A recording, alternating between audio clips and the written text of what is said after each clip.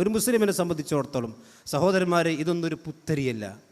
എന്ത് പ്രയാസം വന്നാലും മഹാനായ റസൂലുള്ളാഹി സ്വല്ലല്ലാഹു അലൈഹി വസല്ലം പറഞ്ഞില്ലേ, മാ യുസീബുൽ മുസ്ലിമ മിൻ നസബിൻ വലാ വസബിൻ വലാ ഹമ്മിൻ വലാ ഹസനിൻ വലാ അദൻ വലാ ഗമ്മിൻ.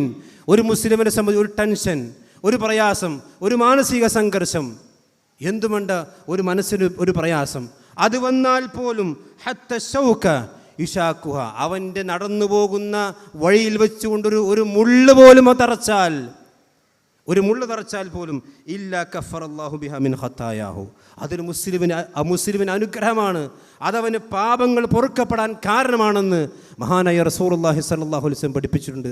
അതിൽ വിശ്വസിക്കുന്നവരാണ് ഞങ്ങൾ. അതുകൊണ്ട് ഞങ്ങളെ തീവ്രവാദിയാക്കിയിട്ട് ഈ ആശയം നിങ്ങൾക്ക് നടപ്പാക്കാൻ സാധിക്കുന്നൊക്കെ അതൊക്കെ സ്വപ്നത്തിൽ കണ്ടാൽ മതി.